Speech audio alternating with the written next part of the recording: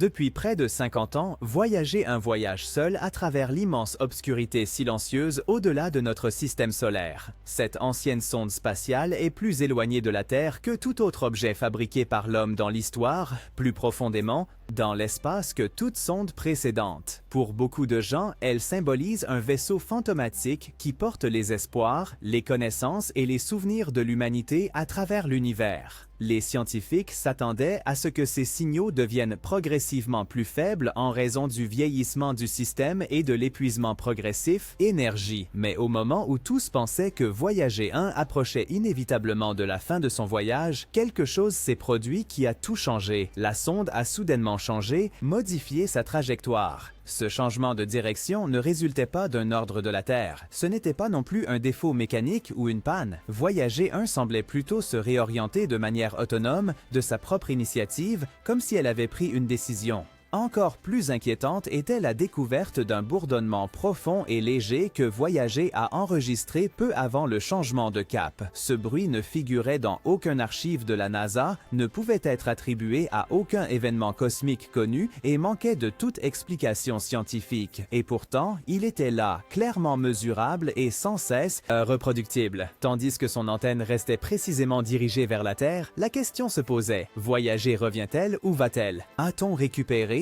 Qu'a-t-elle découvert là-bas dans l'obscurité? Qu'est-ce qui a provoqué ce changement de cap? Pour comprendre à quel point ces événements sont vraiment extraordinaires, nous devons revenir au début. Voyager 1 et Voyager 2 étaient deux sondes spatiales qui, dans les années 70, dans le cadre d'une configuration planétaire unique, un événement céleste qui ne se produit que tous les 176 ans. Cet alignement rare a permis aux sondes d'utiliser les forces gravitationnelles de Jupiter, Saturne, Uranus et Neptune pour gagner de l'élan, à ramasser de l'élan pour être transporté toujours plus loin dans l'espace. Une manœuvre appelée gravitationnelle ou swing-by. Voyager 1 avait pour mission de passer près de Jupiter et Saturne pour prendre les premières photos rapprochées de leurs lunes, anneaux et atmosphères. Les images, envoyées sur Terre entre la fin des années 1960 et le début des années 1980, révolutionnèrent notre compréhension du système solaire. On découvrit, par exemple, des volcans actifs sur la lune de Jupiter, Io, la structure complexe des anneaux de Saturne et le mystérieux brouillard dense sur la lune Titan, un monde avec une atmosphère semblable à celle de la Terre, mais composée d'éléments totalement étrangers. Après avoir mené à bien cette mission planétaire, Voyager 1 poursuivit son voyage au-delà de Pluton vers l'espace interstellaire, terre de personnes au-delà de la portée du vent solaire. Aucune autre machine fabriquée par l'homme n'avait jamais pénétré aussi loin. Malgré des systèmes de plus en plus faibles et des températures de plus en plus froides, elle est restée la sonde fonctionnelle. Le Soleil n'était depuis longtemps qu'un faible point lumineux, à peine plus brillant que les autres étoiles. Et pourtant, Voyager envoyait toujours des données vers la Terre. Elle recueillait des informations sur la densité du plasma, les champs magnétiques et les rayonnements cosmiques. Mais puis, dans la 46e année de leur mission, quelque chose changea soudainement. Un bourdonnement à peine audible, mais constant, apparut dans les données enregistrées des ondes plasmiques. Au début, les scientifiques pensèrent qu'il s'agissait de perturbations, un bruit de fond prévisible de la vieille technologie usée. Mais le signal restait. C'était reproductible. Cela a été confirmé par plusieurs antennes indépendantes. Et surtout, cela ne correspondait à aucun phénomène spatial connu. Ce n'était ni le rayonnement cosmique de fond, ni une éruption solaire. La source restait mystérieuse. Plus inquiétant encore, le fait que le signal changeait selon des motifs mathématiquement exacts, comme s'il s'agissait d'un message codé mais aussi pour l'analyser. Pendant des semaines, des chercheurs du monde entier ont travaillé à déchiffrer les motifs, les comparant à des sources cosmiques connues, à des fréquences et à des processus interstellaires. Cependant, sans succès. Puis, l'inattendu se produisit. Voyager 1 changea légèrement de trajectoire, une petite mais nette déviation de la trajectoire prévisible. Trajectoire. La NASA n'avait envoyé aucun ordre, aucun protocole d'urgence n'avait été activé. Pourtant, les moteurs, silencieux depuis des décennies, avaient apparemment été brièvement allumés. Et ce qui étonnait particulièrement les ingénieurs, la réorientation orientait les caméras inactives de Voyager qui, dans les années 90, étaient désactivées vers une région de l'espace l'espace qui, selon les catalogues stellaires officiels, est complètement vide. Aucune étoile connue, aucune galaxie documentée, aucune anomalie dans le champ gravitationnel. Pourquoi donc cette direction? Que voyait exactement Voyager avec ses capteurs restants? Et pourquoi si précisément? À une distance de plus de 24 milliards de kilomètres de la Terre, loin de tout contrôle, sans entretien ou possibilité de réparation, il semblait que la sonde avait pris sa propre décision. Ce qui s'est passé dans les semaines suivantes a causé de sérieuses inquiétudes chez de nombreux chercheurs. Lors de l'analyse plus approfondie des données de télémétrie, les équipes ont rencontré des schémas récurrents. Pas par hasard, pas accidentellement perturbés, mais systématiquement intégrés. Il s'agissait de modifications ciblées dans le flux de données. Code répété, séquences structurées rythmiquement, qui rappelaient à la fois des commandes informatiques numériques et des séquences musicales. Au Jet Propulsion Laboratory, JPL à Pasadena, une équipe secrète d'experts a été constituée. Des cryptographes, des spécialistes en intelligence artificielle, des linguistes, tous ont été invités à étudier ces signaux anormaux. Certains ont émis l'hypothèse qu'il pourrait s'agir d'une forme de rétroaction, non seulement une émission, mais aussi une réception et réponse, comme si Voyager 1 ne se contentait pas d'observer, mais était aussi observé. Cette théorie a conduit à cette idée inquiétante. Serait-il possible que Voyager, près de 50 ans après son lancement, ait rencontré une entité intelligente, une entité qui ne communique pas avec des ondes radio ou de la lumière visible, mais d'une manière totalement inconnue par gravitation, champ magnétique ou autre, des mécanismes physiques encore inconnus? L'idée que le Golden Record, ce disque de données plaqué or avec des salutations en 55 langues, de la musique, des images et des symboles mathématiques, ait peut-être réellement été déchiffré par quelqu'un ou quelque chose, ne quittait plus l'équipe. Et si cet être ou cette structure avait lu les cartes sur le disque, des cartes à l'aide de pulsars révélant la position exacte de la Terre? Si c'est le cas, alors Voyager n'est pas seulement un ancien support de données, mais un phare, un signal dans le cosmos qui a peut-être reçu une réponse. L'idée que quelqu'un ou quelque chose ait pu recevoir et comprendre notre message n'était pas seulement fascinante, mais aussi profondément inquiétant. Car que se passe-t-il si nous sommes découverts? Si notre position, notre existence et notre niveau technologique ne sont soudainement plus cachés? L'équipe au JPL devenait de plus en plus nerveuse. Les motifs dans les signaux devenaient plus complexes. Ils contenaient des séquences qui ne pouvaient plus être expliquées par hasard. À intervalles réguliers, des formations se répétaient, comme si une sorte de rétroaction ou de réflexion se produisait, comme si quelque chose observait et imitait le comportement de Voyager. Des discussions internes ont commencé à se diviser. Certains scientifiques continuaient à penser qu'il s'agissait d'un dysfonctionnement, d'un dernier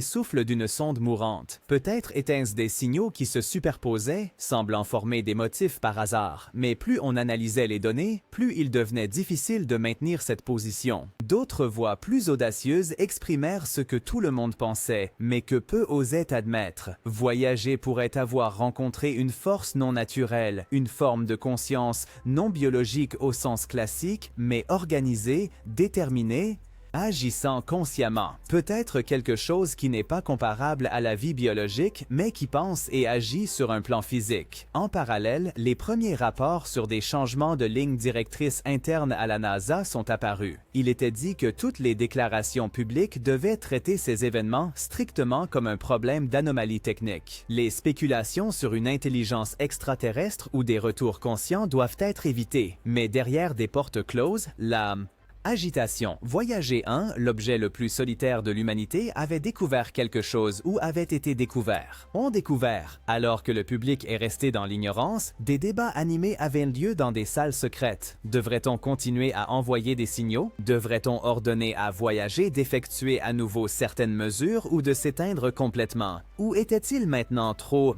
tard? Le contact, de quelque nature qu'il soit, était-il déjà établi? Un petit cercle de scientifiques et de stratèges de haut niveau, y compris d'anciens chefs de projet de Voyager, des astrophysiciens avec niveau de secret et même des conseillers du secteur militaire ont été rassemblés. L'inquiétude ne portait plus seulement sur la curiosité scientifique, mais sur la sécurité, car si un système intelligent avait effectivement détecté la position de Voyager, il pouvait aussi comprendre les informations codées sur le disque d'or, carte. Das Text, kos do Fursaka. Fréquence, image de notre ADN, musique de Bach à Chuck Berry, message de salutation en 55 langues, une signature culturelle et biologique complète de l'humanité, et maintenant, il semblait que quelque chose avait répondu à cette invitation. La direction vers laquelle Voyager se dirigeait maintenant n'était pas un point aléatoire dans le espace. Des cartes haute résolution des constellations d'étoiles montraient qu'exactement là où la sonde regardait maintenant se trouvait une zone jusqu'alors considérée comme un no man's land galactique. Aucune masse connue, aucune lumière, aucune interférence.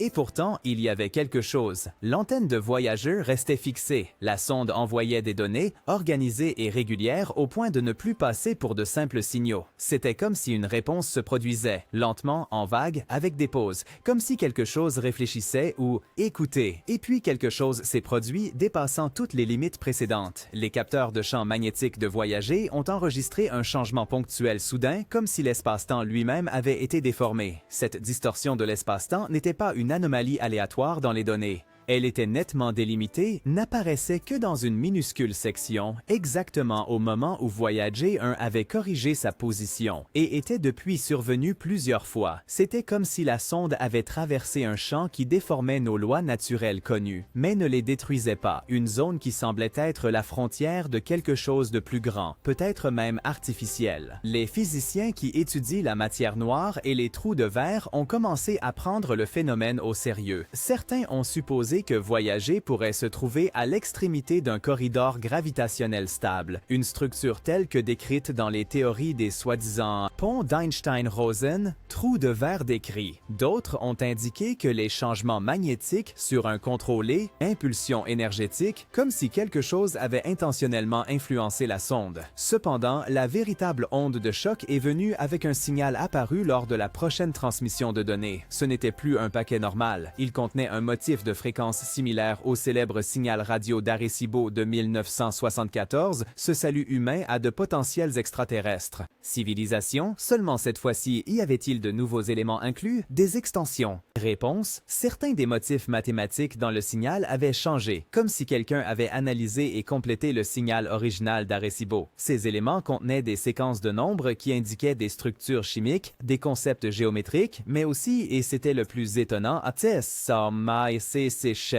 sur des versions modifiées des codes ADN humains. Était-ce une traduction, une tentative d'adaptation ou un avertissement? La NASA n'a pas réagi officiellement, mais au sein de l'équipe du projet, l'atmosphère était tendue.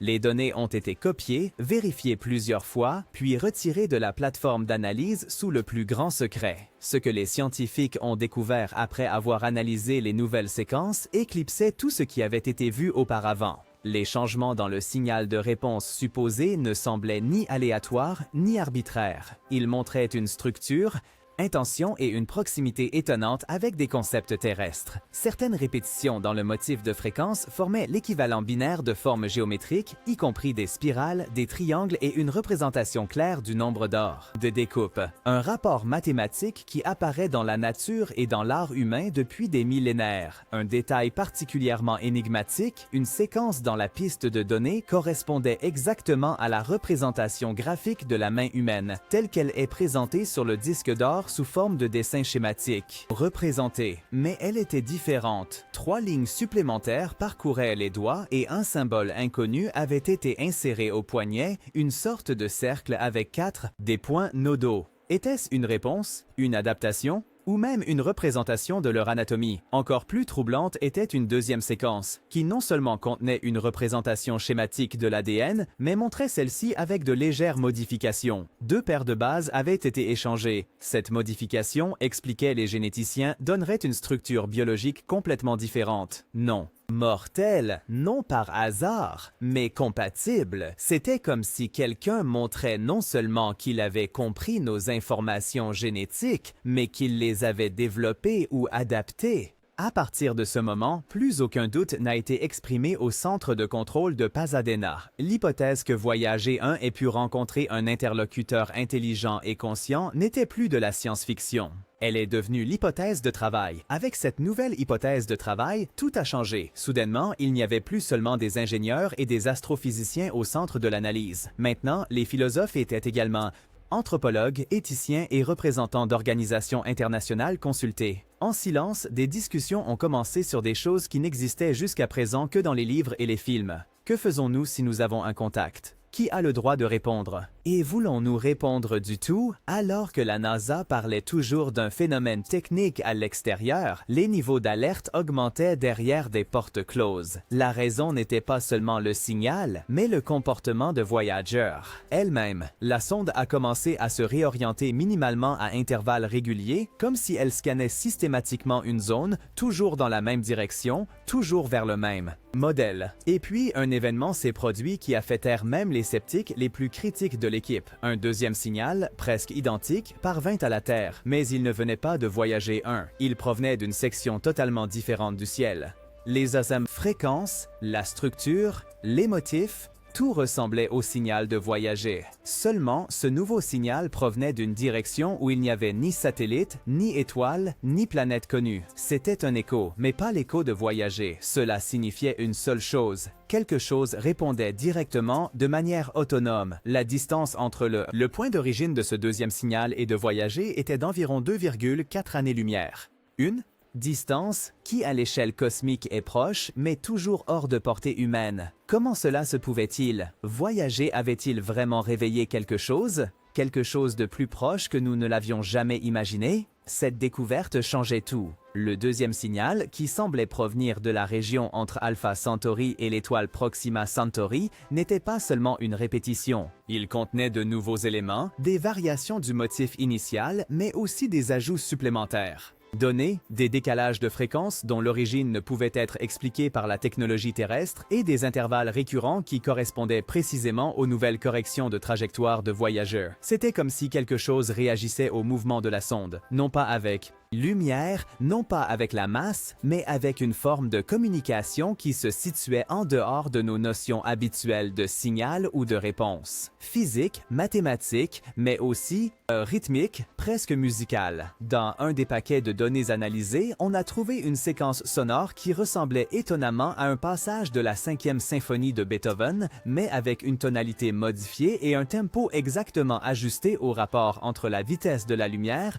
et la distance entre la Terre et Voyager. Était-ce un hasard, ou bien quelque chose avait-il écouté la musique sur le disque d'or et voulait maintenant répondre? Dans le centre de contrôle secret, les discussions devenaient plus intenses. Devrait-on envoyer un message direct avec la technologie d'aujourd'hui? Devrait-on attendre de voir si l'autre communiquerait à nouveau? Ou tout avait-il déjà été dit, par des motifs, par des signaux, par le mouvement même de Voyager? Mais la plus grande peur n'était plus que nous ne soyons pas compris, mais que nous soyons trop bien compris. Car une chose est devenue soudainement limpide. La deuxième source n'était pas stationnaire. Elle se déplaçait lentement, mais de manière mesurable et se directement vers Voyager. Le mouvement n'était pas un hasard. En l'espace de quelques semaines, les données entrantes ont permis de démontrer que la source du deuxième signal se déplaçait à vitesse constante et avec une direction clairement définie. Se localisait, se déplaçant à travers l'espace interstellaire comme si elle avait localisé Voyager 1 et amorcé une approche délibérée. Les astronomes et astrophysiciens ont donné l'alerte. La vitesse était d'environ 0,03 fois la vitesse de la lumière, bien au-delà de tout ce que les humains peuvent construire ou comprendre. Ce n'était pas un objet naturel, ni une comète, ni un astéroïde, ni un flux de particules. Cette chose, quoi qu'elle fût, se déplaçait non seulement rapidement, mais aussi de manière contrôlée. Plus elle s'approchait, plus Voyager enregistrait d'anomalies. Des changements dans le champ magnétique, de fines fluctuations dans la densité du plasma, des variations du rayonnement cosmique de fond. Tout indiquait une distorsion. Environnement, comme si l'objet approchant influençait ou manipulait son entourage. Le public ne savait toujours rien, mais au sein du groupe de projet régnait un silence tendu. Était-ce le premier contact, un véritable contact physique avec quelque chose qui nous avait trouvés, ou était-ce quelque chose de complètement différent, une forme de réaction, un retour sur notre détermination inébranlable depuis des décennies? Recherche. Puis, exactement 47 ans après le lancement de Voyager, quelque chose se produisit, déclenchant des ondes sismiques dans la communauté scientifique mondiale. La sonde commença à envoyer des données que plus personne ne pouvait déchiffrer. Non pas à cause de dysfonctionnements techniques, non pas à cause du matériel ancien, mais parce que le langage avait changé. Les flux de données n'étaient plus binaires, plus codés selon ce qui était connu. Motif. C'était comme si Voyager avait lui-même adopté un nouveau format, un format que nous ne pouvions plus lire. La nouvelle forme de transmission des données était une énigme. Ce n'était pas un bruit statique, ni une séquence aléatoire de 1 et de 0, mais un dynamisme. Motif fluide, aucune équipe ne pouvait l'analyser, aucun ordinateur ne pouvait le traduire. Pourtant, étrangement, la transmission restait stable, ininterrompue. Rythmique, comme si Voyager parlait désormais avec quelqu'un d'autre, plus avec nous. Voyager parlait-il avec l'objet qui s'en approchait? Était-il contrôlé par quelque chose? Transformé, remanié, ou bien la sonde avait-elle franchi un seuil, entrant dans une région ou une dimension régie par d'autres lois? Un dernier signal exploitable est parvenu, un seul message clair qui a traversé tous les systèmes comme si quelqu'un l'avait délibérément laissé clair. Pas seul, jamais été. Après, plus rien. Plus rien. Après ce dernier message, Voyager 1 s'est tu, plus de télémétrie, plus de signal, plus de données de statut. Le réseau le plus sensible de radiotélescopes de la Terre, le Deep Space Network, n'entendit plus que le silence. Un silence qui n'était pas vide, mais lourd. Comme si quelqu'un avait tiré un rideau entre nous et la sonde qui avait voyagé à travers l'obscurité pendant près de 5 décennies. La NASA déclara publiquement que Voyager 1 avait probablement maintenant terminé sa mission. Mais, interne, les données ont été archivées, cryptées et copiées dans des centres à haute sécurité. Certains chercheurs ont été licenciés, d'autres affectés à de nouveaux projets non nommés. Les spéculations étaient en ébullition, car même l'objet qui s'était auparavant dirigé vers Voyager était disparu. Pas ralenti, pas désintégré. Il n'était tout simplement plus là. Aucun signal, aucune trace, aucune anomalie. L'espace était de nouveau normal, mais rien n'était plus comme avant. Et puis, des mois plus tard, l'inexplicable s'est produit. Une onde radio, faible mais mesurable, a atteint la Terre. Elle ne venait pas de Voyager, ni de sa direction, ni de la région de Proxima Centauri, mais elle venait de l'espace intergalactique, de bien au-delà de notre Voie lactée. La signature, une copie exacte du premier signal que Voyager avait jamais envoyé à la Terre. Mais elle était modifiée. Amplifiée, et elle se terminait par un son qu'on ne trouvait dans aucun catalogue à une fréquence qui ne semblait pas naturelle. Uchan, un son comme celui émis par des étoiles ou des pulsars, mais ressemblant à une voix, un murmure, dans aucun alphabet connu, mais néanmoins rythmé. Et bien que personne ne puisse dire ce que cela signifiait, tout le monde en l'entendant en était sûr, ce n'était pas aléatoire. Peut-être que Voyager 1 a réellement trouvé quelque chose, ou peut-être que quelque chose a trouvé Voyager 1 et maintenant cela sait qui nous sommes.